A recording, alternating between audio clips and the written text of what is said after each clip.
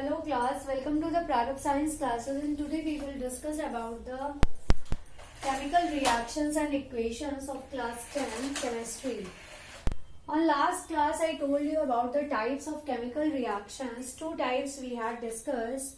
Which one? Combination reaction and और कौन सी discuss की थी हमने? कॉम्बिनेशन और उसके साथ डिकम्पोजिशन. कॉम्बिनेशन में क्या करते हैं हम?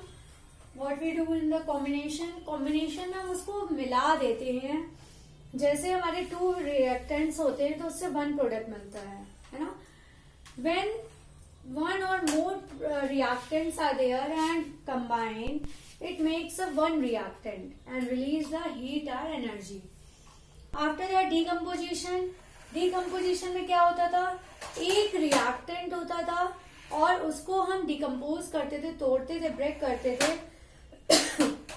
और ब्रेक करके हम उससे टू और मोर प्रोडक्ट्स बनाते थे. वो डिकम्पोजिशन होता है. डिकम्पोज मतलब होता है तोड़ना, किसी चीज को ब्रेक डाउन करना. नाउ हम थर्ड टाइप की बात करेंगे, displacement reaction. What is displacement reaction? Displace मतलब होता है किसी चीज को एक जगह से दूसरी जगह हटाना.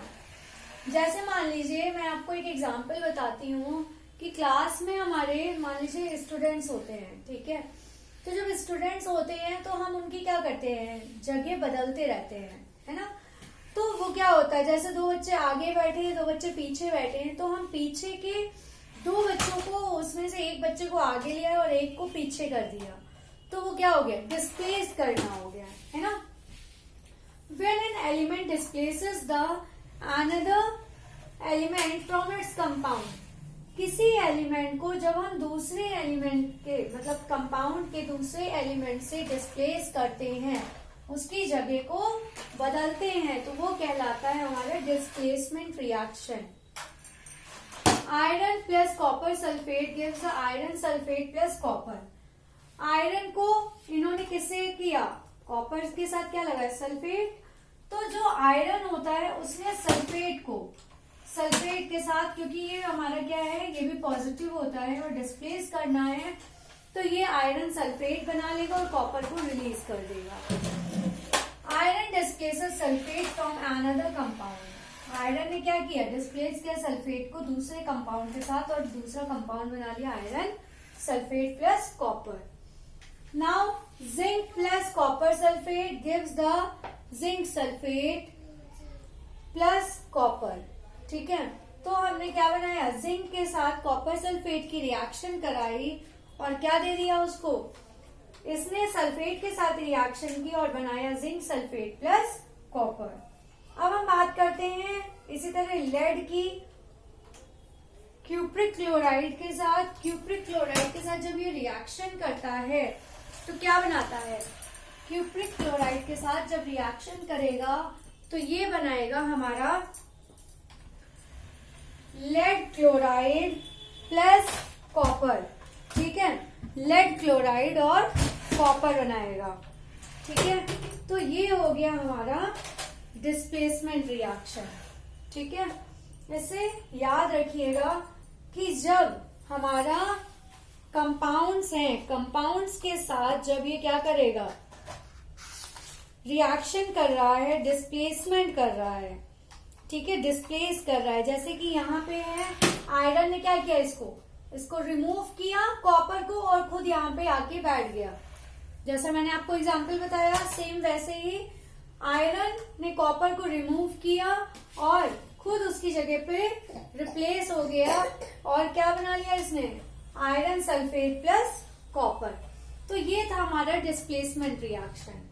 इसी तरह हमारा, जैसे हमने जिंक का बताया है, जिंक के साथ कॉपर क्लोराइड ने लेड के साथ कॉपर क्लोराइड ने रिएक्शन की और बनाया lead chloride plus copper.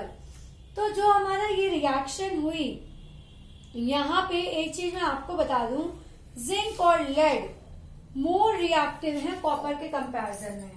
Zinc और लेड, एक चीज ये लिख लीजिएगा, zinc and lead are more reactive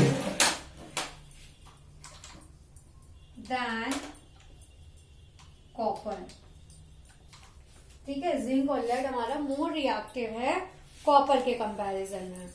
ठीक है, तो ये क्या करेगा, ये आसानी से कॉपर को डिस्प्लेस कर सकते हैं। अब हम बात करते हैं डबल डिस्प्लेसमेंट रिएक्शन की। ठीक है, डबल डिस्प्लेसमेंट रिएक्शन की बात करें तो जैसे हमने डिस्प्लेसमेंट के बारे में पढ़ा था वैसे ही डबल डिस्प्लेसमेंट के बारे में पढ़ते हैं। डबल डिस्प्लेसमेंट क्या होता है, जब ये दो कंपाउंड्स हैं हमारे, ठीक है, ये एक दूसरे के साथ क्या करते हैं, डिस्प्लेसमेंट करते हैं। टू डिफरेंट एटम्स और groups of atoms are exchanged in double displacement reaction. Two different atoms, दो अलग अलग एटम्स और ग्रुप एटम के जो क्या करते हैं, एक्सचेंज करते हैं, डबल डिस्प्लेस करते हैं। जैसे हमने यहाँ पे लिया सोडियम सल्फेट और barium chloride.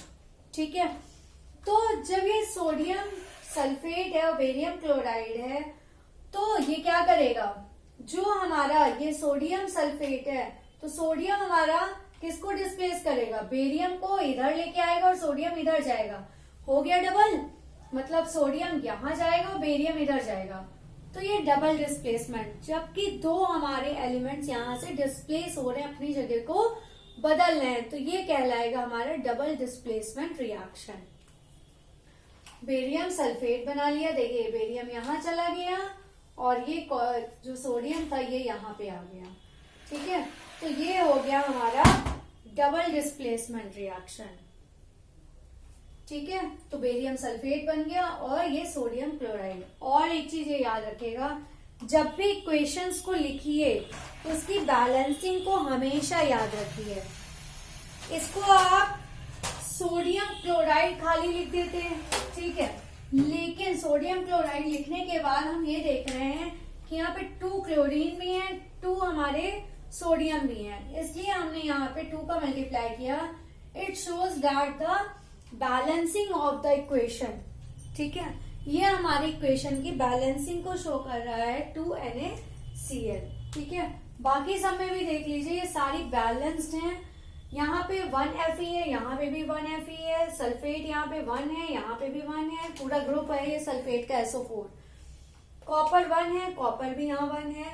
Zinc plus copper sulphate में zinc 1 sulphate 1, zinc sulphate plus copper, copper 1 है, यहाँ भी 1 है।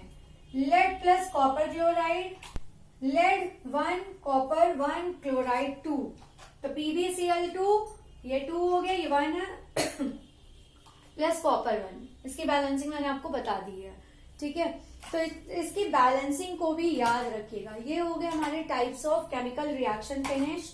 4 टाइप्स होते हैं, याद कर लीजिए, combination, decomposition, displacement and double displacement. ये हमारे 4 टाइप्स हैं। ठीक है, इसको बिल्कुल दिमाग में सेट कर लीजिए, ये जरूर पूछे जाते हो। कई बार होता है आपको ये इक्वेशन दे दी जाएगी और पूछा जाएगा which type of the chemical reaction is this, ये कौन सी केमिकल रिएक्शन है, मतलब उसका टाइप पूछेगा। ठीक है, तो वो आपको बताना होगा, जब आपको पता होगा तभी तो आप बता पाओगे।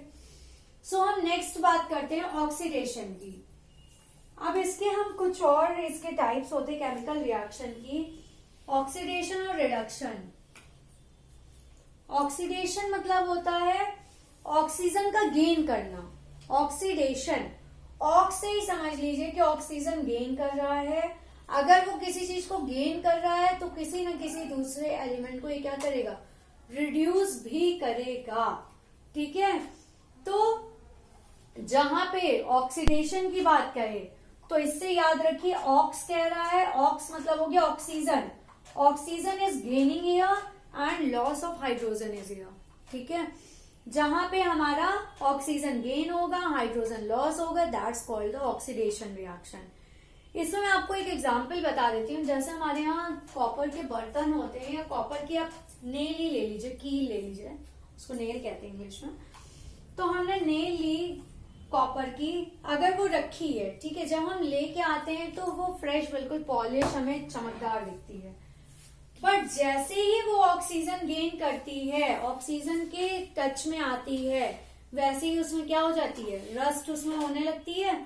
आपको क्या होता है, कॉपर की ले लीजिए या आयरन की ले लीजिए, ये सब चीजें क्या करती हैं, जब गेन कर लेती हैं ऑक्सीजन को, तो उसके बाद इनमें क्या होता है, एक चेंज होता है ऑक्सीजन लेने के बाद, ये हाइड्रोजन रिलीज करती हैं और ऑक्सीजन को लेती हैं। जैसे हम इसमें बात करें, कॉपर की बात करें, ठीक है, तो ये क्या बना लेगा, CuO। अब इसको बैलेंस करेंगे तो यहाँ पे भी 2 करके यहाँ पे 2 का मल्टीप्लाई कर देंगे, ठीक है। तो ये था हमारा कॉपर ऑक्साइड बन गया। यहाँ पे इसने लिया हीट, ठीक है, हीट का सिंबल भी होता है ये, याद रखिएगा, ठीक है। कॉपर ने जब ऑक्सीजन लिया, गेनिंग की ऑक्सीजन की, तो उसने क्या किया, ऑक्सीजन की गेनिंग की, तो इसने बना लिया कॉपर ऑक्साइड, ठीक है, कॉपर ऑक्साइड बना लिया, जिसमें क्या हो गया, इसने ऑक्सीजन को गेन कर लिया। अब ये जो कॉपर ऑक्साइड बना है, जो कॉपर ऑक्साइड है, अगर ये हमारा वाटर ले लेता है, मतलब हाइड्रोजन के कांटेक्ट में आ जाता है, तो ये क्या बना लेगा, कॉपर को रिलीज कर देगा और वाटर निकाल देगा, ठीक है। कॉपर को ले लेगा और वाटर निकाल देगा। क्या करना है, इसको लगा के बैलेंस चाहिए, ठीक है। कॉपर इसने रिलीज कर दिया, वाटर अलग रिलीज हो गया। तो ये था हमारा ऑक्सीडेशन, ठीक है, ऑक्सीडेशन हो गया। अब हम बात करते हैं रिडक्शन की। रिडक्शन की बात करें तो रिडक्शन में क्या होता है, हाइड्रोजन को लेता है, ये हमारी जो इक्वेशन है ये हमारे रिडक्शन की है। रिडक्शन मतलब होता है, इसका अपोजिट होगा। ऑक्सीडेशन आपको याद करने के लिए इजी ट्रिक बताई है, ऑक्स मतलब हो गया ऑक्सीजन को गेन कर रहा है। रिडक्शन में क्या होता है, gaining of hydrogen and the loss of oxygen. यहाँ पे क्या हो रहा है, हाइड्रोजन को गेन किया इसने और ऑक्सीजन को निकाल दिया, ठीक है। तो ये थी हमारी रिडक्शन, ठीक है, gain of hydrogen and the loss of oxygen, गलत लिख दिया मैंने, loss of oxygen and gain of hydrogen, ठीक है। इतना याद रखिएगा, ये पूछा जाता है आपसे शॉर्ट क्वेश्चंस में, ठीक है। और जिनमें कुछ रिएक्शंस ऐसी होती हैं जिनमें ऑक्सीडेशन और रिडक्शन दोनों प्रोसेसेस होती हैं, उनको हम कहते हैं रिडॉक्स रिएक्शन, ठीक है, जिनमें हाइड्रोजन भी लिया जाता है, ऑक्सीजन भी रिलीज होता है, वो कहलाती हैं रिडॉक्स रिएक्शन। इसका एग्जांपल मैं आपको एक बताती हूँ रिडॉक्स का। देखिए, जैसे हमारा है